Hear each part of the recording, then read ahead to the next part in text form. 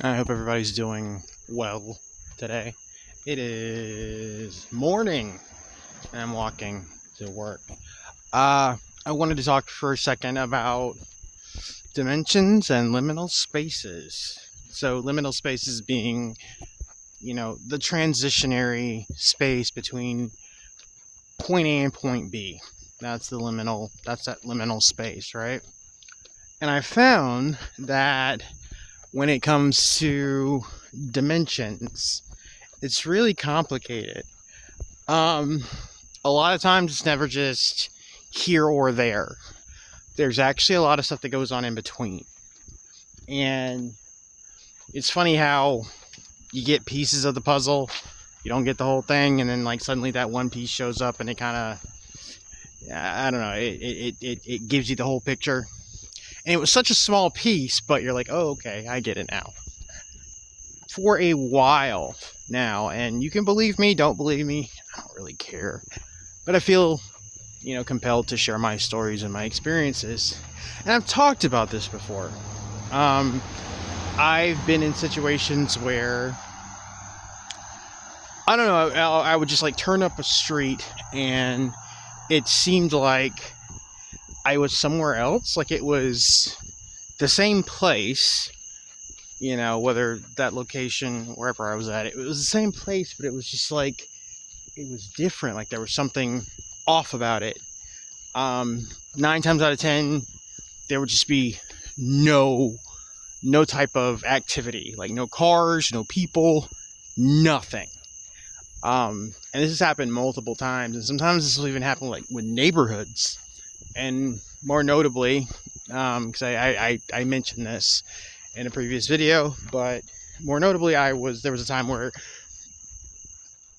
where it happened, where it happened in a neighborhood, and I turned up a street, and it was like the entire neighborhood was dead. And not only that, like there were cars in the driveway, but like there was no activity. There was nobody was walking around. There was like a lot of like it was weird. Like some of the doors of the houses were open, but like again, it was dark inside. Nobody was there. Nobody was around. And the only thing that I saw were cats. Cats were the only thing kind of moving around back and forth, to and fro. And it was strange. And also, too, it felt like the air was kind of like still stale. I felt like I was walking through a closet. And it wasn't until I got to the end of said neighborhood where I got right towards the end, like about to leave the neighborhood, that suddenly the 2 street lamps come right on, and I turn around and I kid you not, I look behind me and there's all this activity going on, like people walking their dogs, like cars driving, and there are cars moving about in front of me. It was the weirdest thing. It was like a light turned on. There's like suddenly not color everywhere, but it just seemed like, I don't know how to explain it. And this has happened to me multiple times. And I've been doing a lot of research on it because I knew it definitely felt like, okay, something else is going on. You're somewhere else, but what exactly is happening? And I've kind of come to the conclusion that I do think that when you travel between one point or another, like dimensional travel, going through portals, whatever, there are these like middle places that exist between here and wherever else. And a lot of times these middle places look just like places that you would know or you would recognize, and I really believe that the powers that be, I hate using that term, a lot of these archonic forces, the assholes with the tech, how about that, they use these little places to move about a lot of times, to conduct different things. You hear stories about people who, and it was funny because like, I was listening to a story about a guy who he got dragged out to a party, and he just kind of like turned, I think he went in a porta potty and came out, and it just seemed like he was in a different place, but it was the same place, but it wasn't. And all these people had just suddenly shown up, and it was really weird, and their faces started changing and all this stuff. I think these things can happen, and I think these things can, like, I think you have what you consider to be our base reality, but I think there are these, like, these adjacent layers to our base reality that contain these altered places. They're not just altered, they're enhanced. Does that make any sense? I guess like branches on a tree being our base reality, and then there are these little offshoots, not quite full on, other trees, but they're these branches. And you can kind of, or I think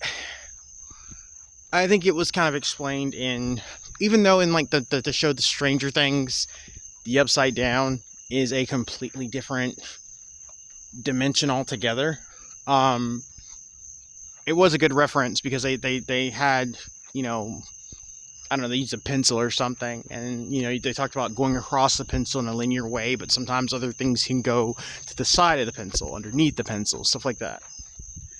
And I think that's the case. I think that's what is going on, and that's what's happening.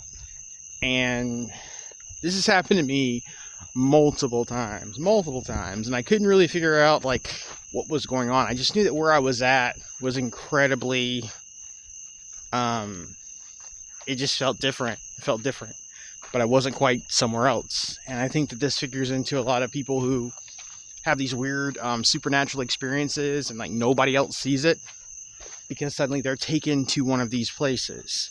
You have the UFO experience that you saw, but nobody else did, because something pulled you into one of these places. Like the person is like, oh yeah, I got up in the middle of the night and there was a UFO hovering over me, but nobody else saw it. None of my neighbors saw it. Nobody else saw it. Now, that could also be a situation where you're just dealing with a bunch of gaslighting neighbors. But let's just say that none of the neighbors did see it. It was just that one person. Well, they could have been pulled into one of these liminal spaces. Get what I'm saying? I think these spaces are more common than they're very, very common. And it seems like they're becoming more and more accessible, I think, as this dimensional turbulence continues to unfold. So I just thought that I'd share that.